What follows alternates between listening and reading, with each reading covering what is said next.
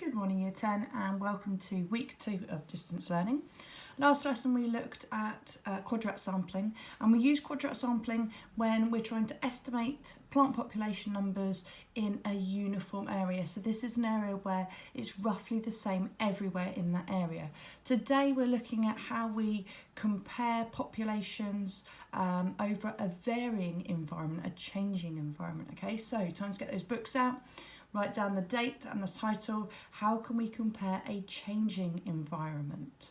Now, again, this is a required practical. So when we're back at school, we will do the required practicals for quadrats and line transects. Just a reminder that the other lessons that I'm covering here, this is primarily how I'm going to cover them until we come back to revision in year 11. So please keep up. If you know someone who isn't keeping up and not getting their notes done, not watching the videos, not being part of the lessons, then please encourage them to be part of it, because it really is about how we use our time. It's about making sure that we get the course covered in time for year 11, so we get a decent revision time. Okay, so we really are trying to get ourselves through this B7 topic. So title is, how can we compare a changing environment? This method still uses quadrats, but it uses a transect line, and that's how it's different. So we had random placement of the quadrats in quadrat sampling, and today we're going to be placing those quadrats in regular intervals. Okay, if your title isn't done, pause now. So quadrat line, yes, we do have to write all of the notes on this slide. So our quadrat line is used as it's basically a tape measure, and it's put across our environment. The picture isn't great because it kind of looks like everything's the same in our environment. This could be used brilliantly down a beach. Might be something you've done in geography. Could be used, the way we use it at school is to put the tape measure, the transect line, from under the trees coming out into the sunny area, so going from shaded to sunny and looking at distribution of plants, just because that's a changing environment that we can access at school. So it's used to compare distribution across an area, usually a changing area, for example down a beach. Quadrats are placed at regular intervals along the transect line, so there's nothing random about this, and that's the bit we've got to get our head around, because when it comes to writing the method for quadrat sampling, it's definitely random. Even though we're using quadrats here, we call this a transect line, and it's about placing those quadrats at regular intervals. So this could be placed every 2 meters, and then we're looking at the abundance of what's inside. The way we do this to make life a little bit easier, most of the time at GCSE level, is we just look at the presence or absence of the plant. So it's just a tick across. Did we see that plant that we're looking for in the quadrat, and then we just simply give it a tick or a cross. Okay, so let's get the notes drawn up, written up for transect line. If you want to do a picture of the bottom picture, then that's fine.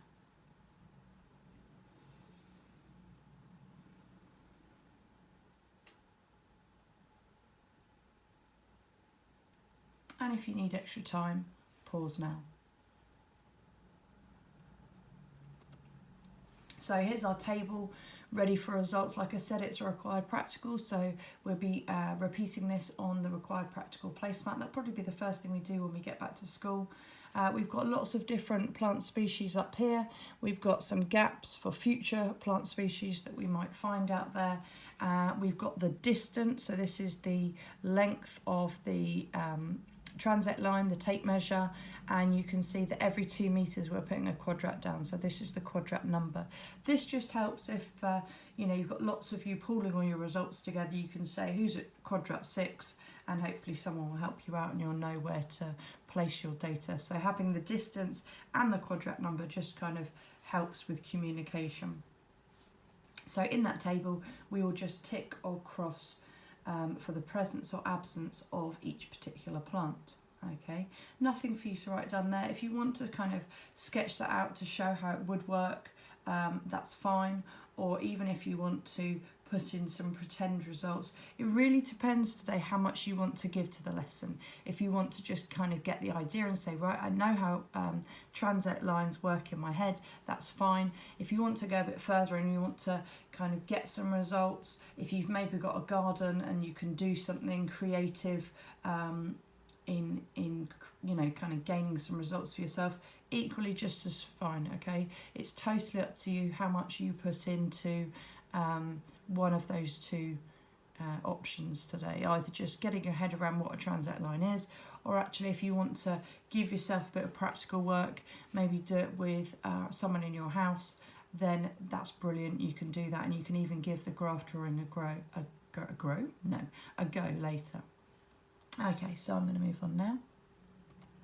So this is a way we could represent our data, but it's not going to be the way that we do represent our data. So you can see here, here's our transect line, okay, and there's some trees either side in the woodland and a field in the middle.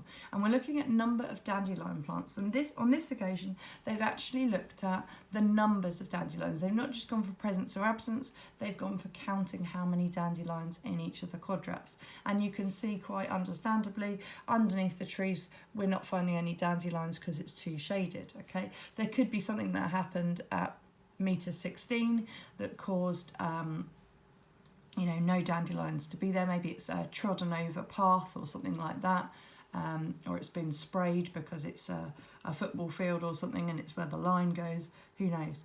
But we've got ourselves a distribution of plants. Now, it's great for looking just at one plant, but if we've got maybe 8 or 10 different plants on our field, then we're going to have to draw lots and lots of graphs. So it's not the best way of drawing graphs for our method today.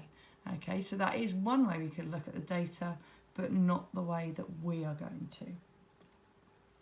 This is a bit more like it for our data, and I tend to call this battleships. That's my own phrasing, but it's my way of trying to get people's heads around how they create these graphs. So again, we've got our transect line, and this time it is going down the beach. We've got some pools of seawater here, and we've got the sea here.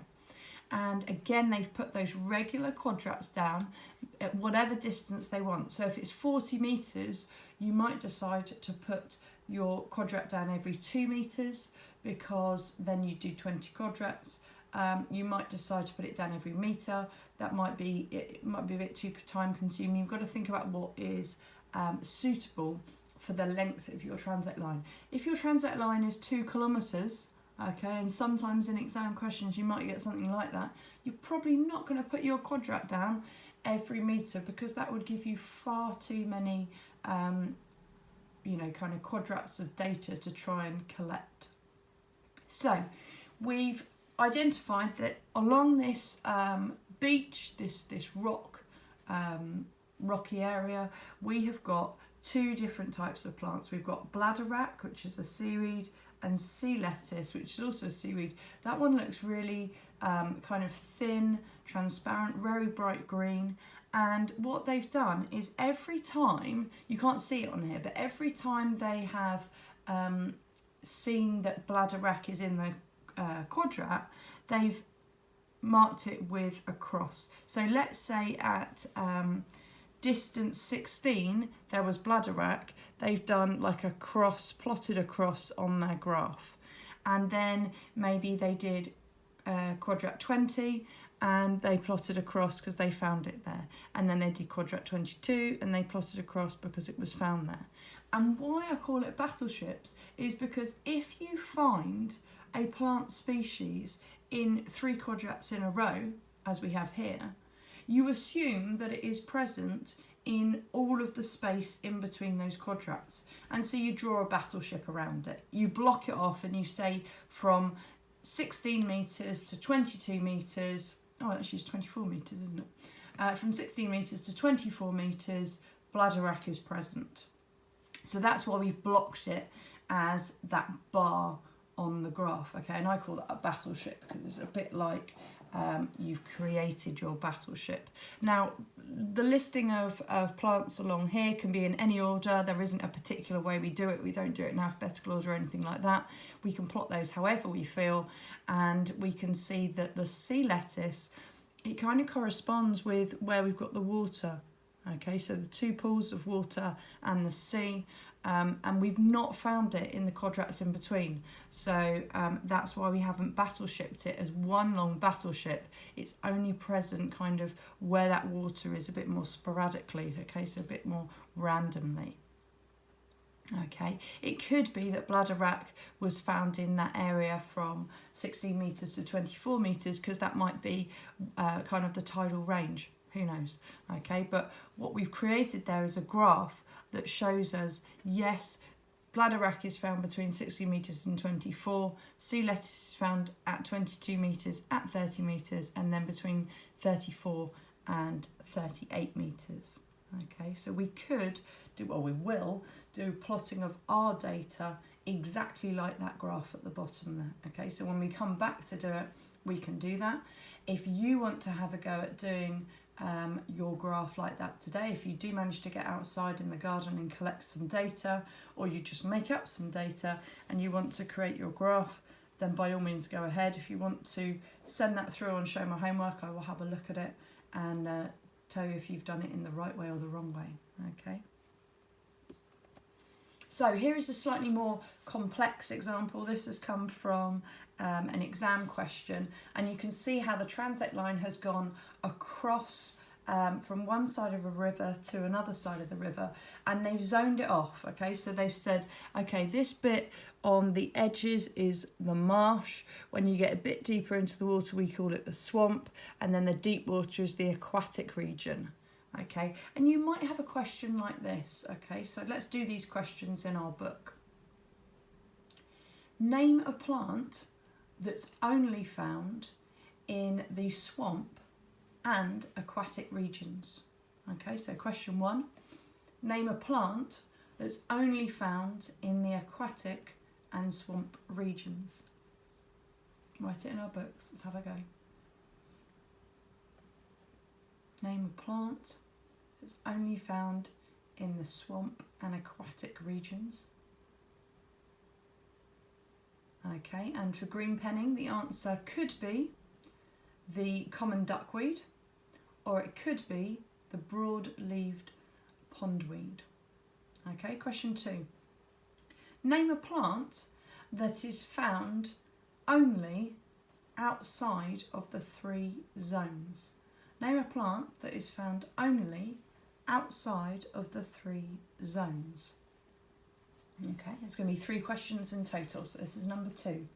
Name a plant that is found only in the outside of the 3 zones. Okay, and our green pen answer is white clover. Okay, at the top there, it's not found in the marsh, it's not found in the swamp, and it's not found in the aquatic region. And last question, name a plant that is found in all 3 zones. Name a plant that is found in all 3 zones. So it's found in the marsh, it's found in the swamp, and it's found in the aquatic region. Name a plant that is found in all 3 zones. The marsh, the swamp, and the aquatic region. And the green pen answer for that is reed sweet grass. Okay, here it is in the marsh, the swamp, and the aquatic region. Okay, so that's a great graph, and that's the kind of graph that we will draw. Again, the battleship idea is there, so the common duckweed was found in every quadrat from this point to this point, so we assume it's everywhere in between, and so we battleship around it. Now you might pick up your transect line and move it, say, 2 metres up the river or down the river, and that's how you get your repeat data. Okay, so see if there are any anomalies, anything that didn't turn up on your transect line, anything you missed. Okay, so you could pick up the entire line and move it one way or the other.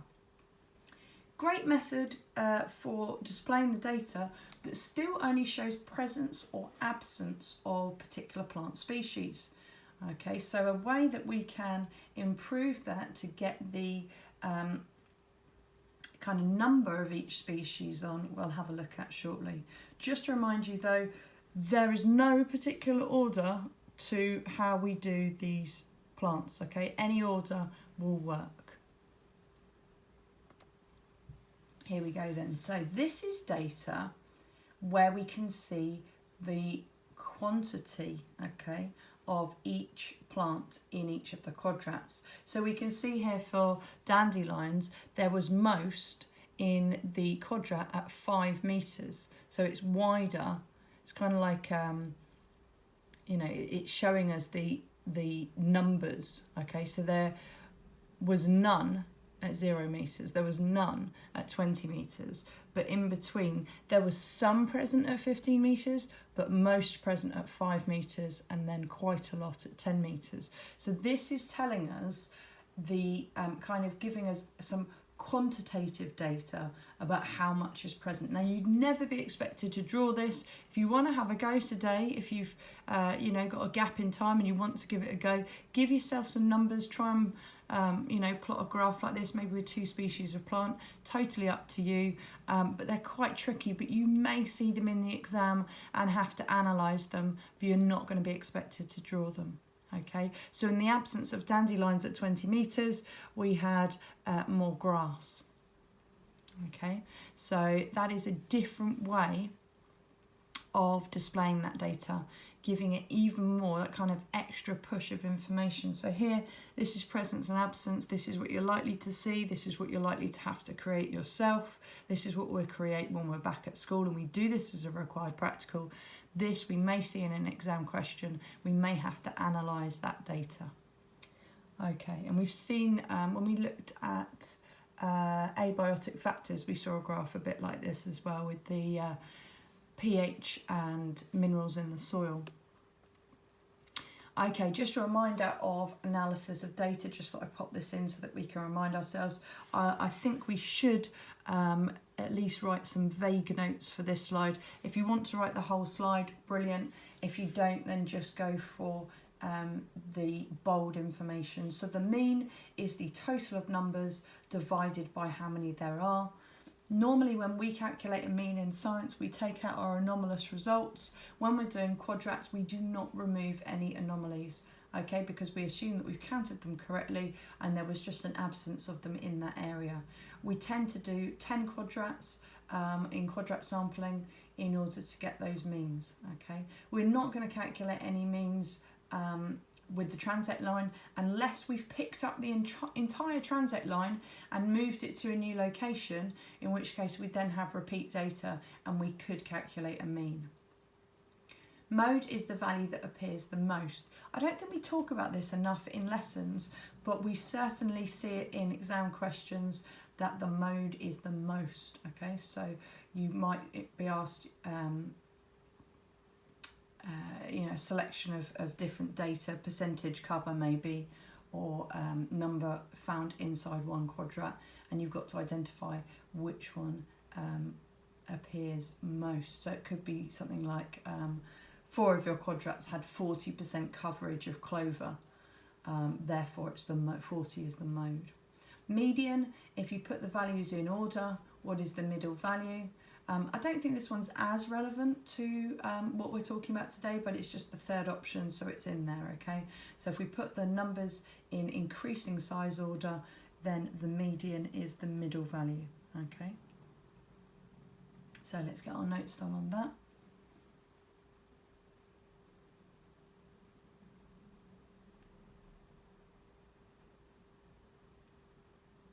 And if you need any extra time, pause now. Okay, exam question to finish us off. This is a diagram of a belt transect, okay, so transect line, showing the major types of plant growing on the bottom of a lake. Suggest and explain 2 reasons why a much smaller population of Nightella plants is found amongst the Potamogeton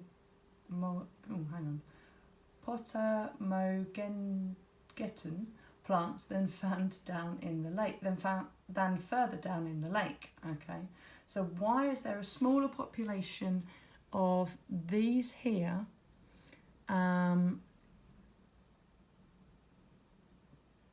found amongst these.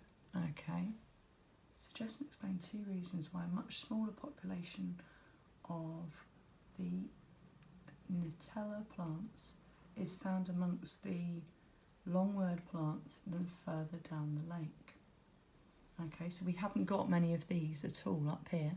We've got lots of these, and then further down, these ones drop out. We've only got 2, and we've got these new plants. Okay, it's worth 4 marks, even though there's only 2 lines to write on. Okay, so you might say a feature and then explain it. And then we've got a 3 marker. Describe how you would use the belt transect technique to measure the abundance and distribution of plants which live in the bottom of a shallow lake. Okay, so it's kind of giving a bit of a method of how we've talked through transect lines today. So we've got 7 marks. We should be giving that 7 minutes. We're only up to nearly 21 minutes on the video, so it's a 45-minute lesson, so you've got plenty of time to give that 7 minutes. You're going to need extra time, so if you can pause now. And we're green penning. So green pen's out. First question. The plants beginning with P are much taller, so they have better competition for light. And now this one you can't actually see, but maybe the taller plants have longer roots and therefore they're better at competing for the nutrients in the ground. Okay, so we've got competition for light because they're taller, competition for nutrients because they may have longer roots. And for part B, we talk about putting down our measuring tape, putting our quadrats at regular intervals, how we estimate the cover inside the quadrats, so how we, maybe just say presence or absence, or how we estimate, do we do percentage cover, do we count number of individuals, it doesn't matter which. Surprise, really, there doesn't seem to be much content there really for a 3 marks, but hopefully we've described how we're going to do this and how we're going to record this, putting down the tape measure into the river. Okay, so let's get our green pen done.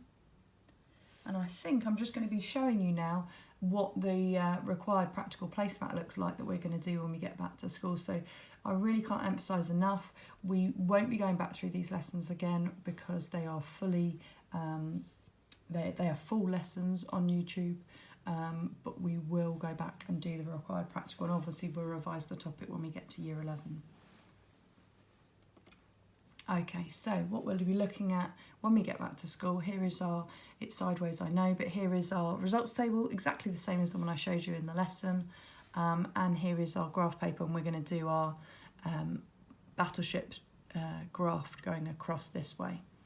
Okay, well, I hope you found that useful. I don't know what the weather's doing today, but try and get in the garden if you can.